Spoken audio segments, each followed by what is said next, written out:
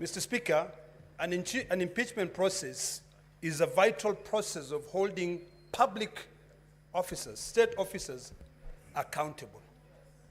Mr. Speaker, I've heard on various occasions from my colleagues, those who oppose this motion, that we are targeting the mountain. I beg to differ, and I do so with the following findings. There is a lot of movement in the chamber. Mr. Speaker. Honorable Senators, and Senator Kina's. Let's take our seat, please.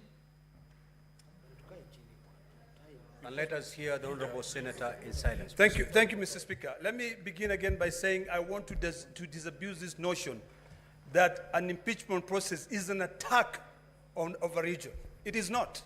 It is a constitutional process that this House has been given the task to be able to hold public officers accountable. Today, we are discussing the impeachment of a deputy president. Tomorrow, we might be discussing the impeachment of a president. We have constantly debated impeachment of governors here. I've never had, at one given time, when people come up and say we are targeting a particular community. We are not, Mr. Speaker. Mr. Speaker, we have been entertained this afternoon or the last 2 days with the defense alleging that the shareholding utterances made by the deputy president is that he was referring to the shareholding of a coalition agreement. And Mr. Speaker, we were demonstrated here that the Kenya Kwanza coalition agreed upon how they can be able to share different, positions in government. In fact, I thought they would say that the Speaker of this House was also negotiated.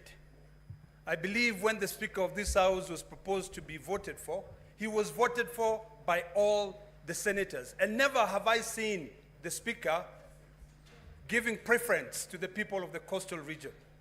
So, Mr. Speaker, I find I'm not convinced by the defense that the shareholding being uttered by the Deputy President is based on a coalition agreement. Mr. Speaker, the defense attempted to respond to the allegation on ground 8, whereby they say that the utterances of the Deputy Speaker violate Section 132 of the Penal Code. It is important for us to know what Section 132 of the Penal Code says.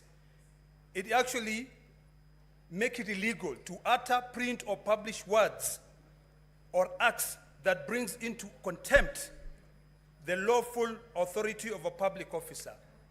The decision made by Justice Esther Maina in her capacity as a judge of the High Court is protected by the position that she holds. So it is a bit nonsensical for the Deputy President to go out in public, instead of following the due process of the law, to be able to go out and appeal the decision of that judge. Until today, Mr. Speaker, the coercion which was used to be able to return the 200 million shillings back to the Deputy President, that money must go back to the public. Mr. Speaker, the Deputy President has got a forum.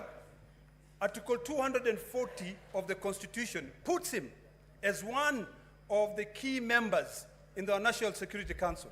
He has got a forum to be able to go out there and express his dissatisfaction with the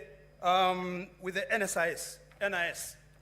When he calls a press conference and outright says that the Director General of the National Intelligence has completely brought that service into a halt, he was exposing the secrets of this country, and what he was doing is that he was actually saying that we have got no control.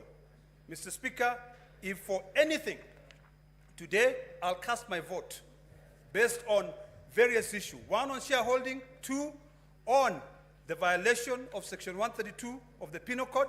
Three, on the issues of coercion.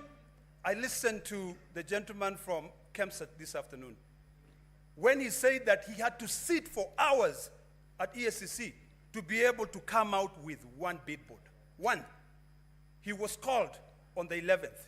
When the defense were trying to justify that, instead of actually reading the recommendation made by the Senate, they were going through the submissions of one of the witnesses who appeared before my Committee of Health. So, Mr. Speaker, I'm convinced. Senator Seki. The senator was elected by the people of Kajiado. Thank you very much. Thank you very much, Honorable Speaker. I also want to